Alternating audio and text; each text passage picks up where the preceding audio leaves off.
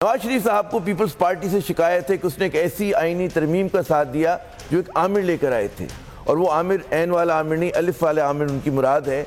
और उससे और जिस तरमीम की वो बात करें, वो तरमीम ये कहती थी कि कोई नाअहल शख्स जिस पर करप्शन का इल्ज़ाम हो, साबित हो गया हो, अदालत ने उसको नाअहल करार दे दिया हो, तो उसको पार्टी का लीडर नहीं बनाया जा सकता, उसको पार्टी का वो लीडरशिप में नहीं लाया जा सकता। अच्छा, दूसरी तरफ हम देखते हैं कि इसका बहुत ही एक जवाब दिया शाज़िया मरी साहिबा ने पार्लियामेंट के फ्लोर पर। उन्होंने कहा जिस ज़माने में ये आइन लिखा जा रहा था उस वक्त पनामा जैसे स्कैंडल नहीं हुआ करते थे पाकिस्तान में। उस वक्त सियासत जो थी वो पनामा ज़दा सियासत से बिल्कुल पाक थी।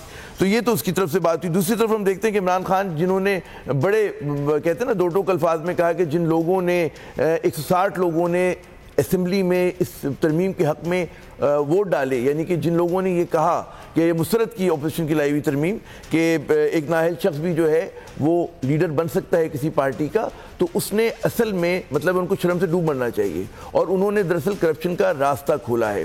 सच जानिए नाज़रीन, तो बात यह कि इस वक्त पाकिस्तान की सियासत जो है वो मनफियत की गिरफ्त में है, उसकी गिरफ्त में है पूरी तरह से। और उसमें आप ये देखें कि जो नुकसान हो रहा है वो रियासत का हो रहा है और पाकिस्तान के अवाम का हो रहा है। तो एक तरफ तो पनामा ज़दा सियासत है, तो लेकिन दूसरी तरफ हमारे पाक फ़ौज की वो कुर्बानियाँ हैं जो वो मैदान जंग में भी देती है, और हालत अमन जब होती है और दहशतगर्दों के खिलाफ लड़ाई में दे रही है। उसी की हवाले से अगर हम बात करें तो आज एक जो मेजर है पाकिस्तान फ़ौज के, मेजर इसाक साहब, उन्होंने अपनी जान का नजराना पेश किया। खूने नाहक बहुत पी चुकी ये जमीन, अब कोई दिन में ये खून उगलने को है। खत्म हो जाएगी ये तमाशागरी, वक्त पलटेगा रोजे जजा की तरह। ये जो पेशावर में ताजा लहू है बहा, एक क़यामत करेगा फलक पर बपा। गम की सलमनाक घड़ी में बोल सानह पेशावर में शहीद होने वालों के लवाहिकीन के साथ।